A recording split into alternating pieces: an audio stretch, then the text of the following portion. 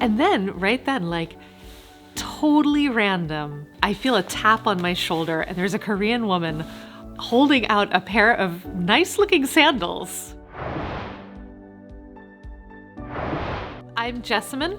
I'm from the United States. I've been living in Korea for 5 years. Yeah, I'm from the United States, from close to Washington, D.C. I don't use the word hometown for it. That's kind of a very Korean word. But I was born in Alexandria, Virginia, and it's just across the river from all of the tourist things in Washington, D.C. that you see in the movies. It's an old city, old for the United States, so it's from the 1600s. So there are some buildings that are very old and historic. George Washington lived there, the first president of the USA. There's a bar that he used to drink in. George Washington's favorite bar is still there. But it's also a town with a lot of new things. I grew up very close to an army base. It's a normal city with a lot of things happening. I miss the wildlife. I miss that there is a lot of nature everywhere in the United States. So even when you're in a city, there are lots of squirrels and there are hawks living on tops of the buildings. There's lots of wildlife that in Korea would be very rare. In the United States, even in the middle of Manhattan, in New York City, you've got lots of animals living there. I miss that. I grew up in a neighborhood where there were always lots of deer and foxes, and it was not rural area, but still there's a lot of wildlife in America. The environment is pretty healthy. I miss that. So I was teaching in the States. I was teaching history, high school history. I realized that I was about to turn 40 and I hadn't visited any of the countries in Asia yet. I'd visited most of the countries in Europe and the Middle East, but I'd never visited any of the countries in Asia. In the United States, a teacher does not make much money. We can't afford to go on a lot of trips. But if I came to live in Korea, I could go visit all of the countries in Asia and it wouldn't be too expensive, I thought. So that was the main reason I thought, okay, I can teach English for a few years and see more of the world. Because I was already a teacher and I knew that Korea had good jobs for English teachers where I would make enough money that I could still do some traveling. Yeah, and also around that time, I was watching a lot of Korean dramas. Watching Korean dramas, I thought, oh, okay, this country looks comfortable, this country looks interesting, I can do this. Kind of the same, yeah. Make money. Make money and travel. Make money and travel, yeah. Yeah, I came to Korea 5 years ago. I'm gonna say one really big difference is just the size. Because the United States is so much bigger than Korea, that affects everything we do. I think in Korea, people can't reinvent themselves unless they leave Korea. In America, if you want to totally change your life, you just move to another state. But in Korea, people keep seeing they see their friends from elementary school their whole lives, year after year after year after year. They keep seeing their friends from elementary school, or they keep seeing their friends from middle school and high school, and they're adults, but they still are friends with these old friends. In the United States, that doesn't happen much. Where I'm from, that doesn't happen much at all, because everybody moves far away. Nobody stays in the town where they're born. People might move 1,000 miles or 2,000 miles or 3,000 miles away. So that affects a lot of things. It can make us friendlier, actually, because we'll be very friendly with a stranger because we think we were not going to see that stranger again. You know, you could be really friendly with somebody because you don't think you are going to see them again. They're not going to like come to your house and want to live with you, you know, so you could be friendly. But, you know, it also means that I think it makes it easier for people in the United States to be suspicious of each other, of people in other parts of the country. People in the West think people in the East are too uptight. People in the East think people in the West are smoking too much pot, whatever. It's, you know, we do get some stereotypes about regions, and maybe that's a downside of being so big. The differences that I didn't expect are the ones that it's harder to get used to. And sometimes they're very small. Like when I drive a car, it's hard for me to get used to everyone having tinted windows. Like all of the other cars have tinted windows, so you can't see the driver. In America, and I'm sure it's like this for you in Canada, in rural Canada, like in America, you're always making eye contact with other drivers, and that's considered, like we're taught in driver training that that's really important. Like when you come to an intersection, we have a lot of four-way stops where I'm from. You have to decide who is going to go first, and you decide by looking at each other, making eye contact, gesturing, communicating with the other drivers. When I got my car and I started driving, the first thing I did was I took off the tinting on the windows of my car because I need to see out the window. If I can't see out the window, how can I drive, right? But everybody else has all this tinting, and I guess they can't see out the window. So that was a surprise to me. I don't know if it's to keep out the sun or to just not see other people. But, you know, the privacy was more important than the driver's safety.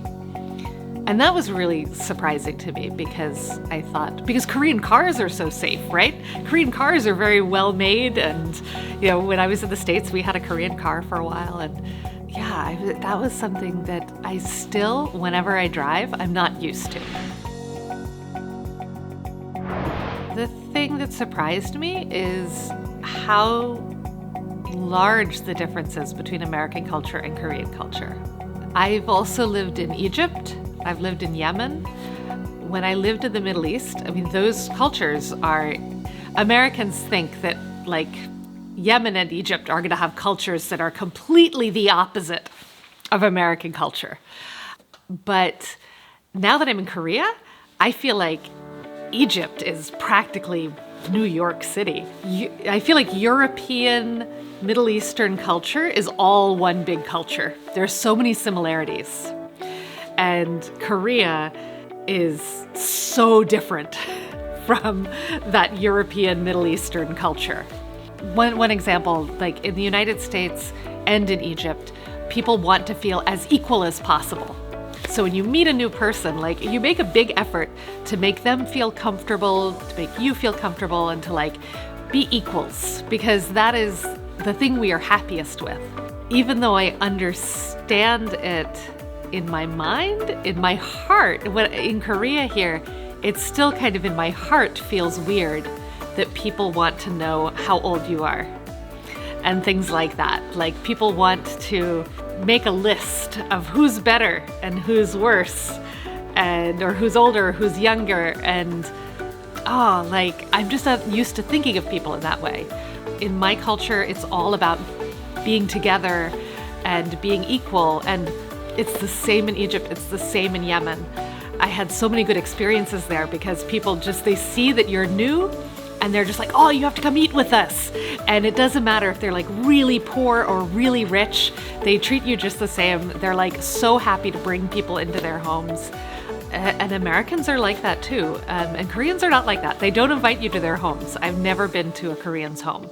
I mean, I think there's also the issue of space. In Korea, people are living in these big cities and they're living in small apartments. So if you want to meet people, you go to the restaurant or you go to the noraebang.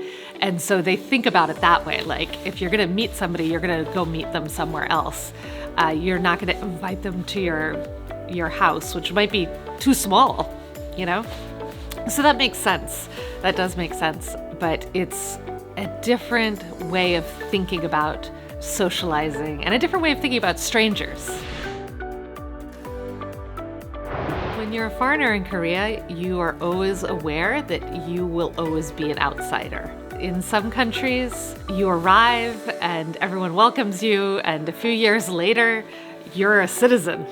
Korea is not one of those countries. I've been here 5 years. If I were in Canada working for 5 years, I would be a Canadian citizen now. That is not going to happen in Korea. In fact, the opposite happens. Like, people are always very surprised that I speak some Korean. And that shouldn't be surprising. If you live in a country for 5 years, you should learn some of the language. People are surprised by that. Like, I think they think maybe language is something you're born with, but you can learn languages. And, as language teachers, we're always trying to explain that to people. You could definitely learn foreign languages, even when you're an adult. Being a foreigner in Korea, you're always aware that, you are an outsider, an alien, and some people are friendly, some people are not friendly, but you are in this other category. What's interesting being a bit older than most of the people who come here to teach in Korea, because I came when I was 40, and I'm 46 now, and it does mean that I'm in a different position than a lot of foreigners who come here, who come when they're 23, 24. I think it gets me sometimes a bit more respect, but what I've noticed is a lot of Koreans can't figure out how old I am. In general, we have trouble gauging how old Koreans are because they always look much younger than they really are. And in general, they think we look much older than we are. So my first job in Gwangju, I had a coworker in the office with me. She was also an English teacher. She spoke good English, so we would talk every day. But we wouldn't talk very much. And she was polite but distant. And after a few months, we were at a weishik, and the topic of birth dates came up. And it turned out that she and I were the exact same age. We were born in the same year. She was so surprised. And then her whole attitude towards me changed. And we became friends after that. Before that, we were just coworkers. And she was like, oh, I will help you with that. But after that, she a few times, she was like, oh, I can't believe we were born in the same year. Oh my gosh, that's amazing. And I think she was really taken aback because I think she assumed that I was in my 20s, like all of the other teachers she'd worked with, all of the other wonomin she'd worked with. So it's led to weird moments like that, where I think she was really embarrassed because she'd been treating me like I was younger than her. And now suddenly she had to she realized that she had to be not only nice to me, but we could actually be friends because we were actually the same age. The thing I like most about living here is the foreigners who I've met. The Americans, Canadians, South Africans, Kiwis who leave their home countries to go all the way around the world just because they want to have an adventure or they want to do something different.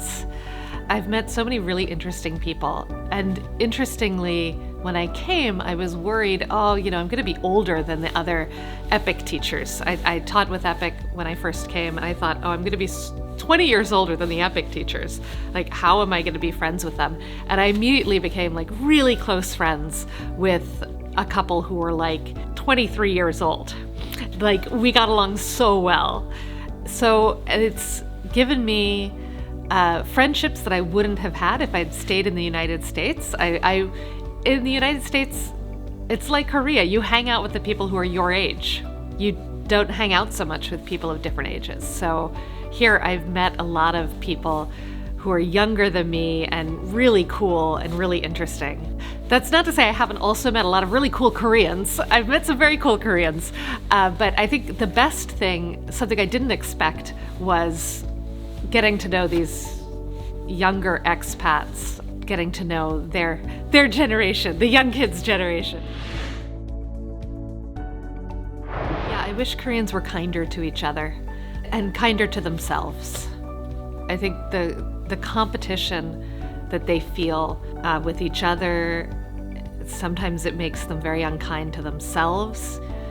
I know that so many of my Korean friends don't want to live in a society that is so competitive, but that's the world that they've built. And in order to change that, they're going to have to be kind to themselves and be kind to each other. I think if you bring in more kindness, you can squeeze out some of that competition, because that competition is rooted in fear. Like, people are competing because they're afraid. They're afraid of failing in their career. They're afraid of not making enough money. And the way that you counteract that fear is by making friends. By having friends, by having relationships, by having people you trust, by trusting yourself. All of those things. I wish Koreans could be kinder to themselves. I've gained a lot of weight. It is stressful being in a foreign country where none of the food that you're used to is available, except the pizza. So the junk food, the only American food I could get is the junk food. I've gained so much weight since I came to Korea. You know, even before I came to Korea, I'd already lived overseas and I traveled a lot. So it's harder to think of like big inner changes. I don't think I've had a lot of those. I've learned I'm not as good at learning foreign languages as I thought I was.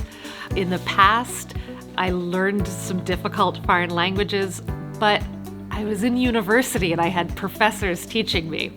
I thought, oh, I'm really good at this, but actually I just had good professors. Now with Korean, I'm trying to learn Korean on my own, and that's a lot harder.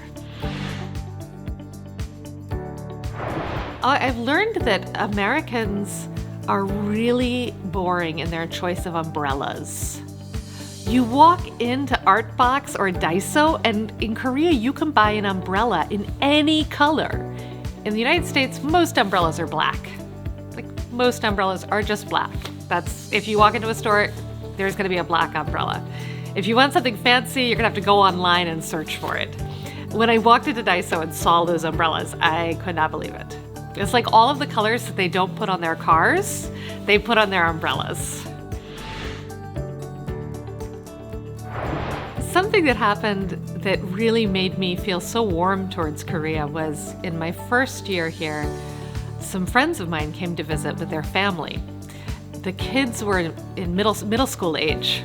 These kids don't know anything about Korea. They're like, we're going to Korea. So they came, when they were visiting me, one day we were like at a 휴게소, at a rest stop, and when we got out of the car, we realized that the daughter's shoe was broken. Her sandal was broken.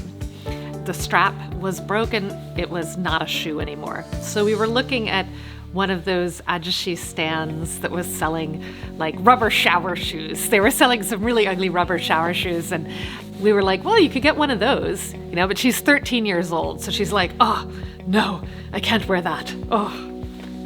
So we're like, well, what do? We want to go sightseeing, and you only have one shoe. So you're going to have to do the shower shoes. And then, right then, like, totally random, I feel a tap on my shoulder, and there's a Korean woman holding out a pair of nice-looking sandals. And she hands us this pair of sandals, and she and her husband like hand them to me, and they just say like, "Oh, these are for her." And then I'm trying to thank them, but I can't. They won't even like let me really thank them. They just like hurry away because we're foreigners, and this is Jeonnam, and foreigners are scary. But it was like this amazing. We were just stunned because they were really cute little sandals that like. It totally worked for the 13-year-old. She was totally happy with these very cute little sandals. It was truly amazing. And I think, you know, there are just not a lot of families, not a lot of foreign families traveling around rural Jeonnam. So we stood out. That was like really, really sweet. My friends still talk about it though. Every time I talk to that friend, she remembers it, and she went back to Tel Aviv. She's Israeli. She went back to Israel and tells everybody about how everyone in Korea was just so warm and welcoming and amazing because of that. So there's this coffee place upstairs overlooking Doksegung Palace, in Seoul. It's an annex of Seoul City Hall. So like, you know how the City Hall has that fancy building with the wave? But if you go across the intersection, there's a building that's about 10 stories high, and it's also a Seoul City Hall building. And it has an observation deck at the top. And that observation deck is also a cafe, and you can just take the elevator straight up. There's no security, which to me is amazing. Like in America, you can't just walk into a government building. But here, you just walk into this government building and take the elevator up, and you have the most amazing view of palaces and mountains and downtown Seoul. And you can like sit there and drink your coffee and look at that. That to me is just like the most amazing thing. Whenever I go to Seoul, I try to go there, and whenever my friends visit from overseas, I always like tell them that they have to check that place out. It's so cool. I will miss pajeon and makgeolli. Yeah, pajeon and makgeolli. Such a good combination, especially if you could have them like sitting by the river. You know, sitting by the river on a hot summer day. Oh, I love the way in Korea food is attached to like specific locations and times of year. So like, you know, everybody has to have samgyetang on this one day in the summer, and like there's special foods for special times. Eating in Korea is just always so much fun.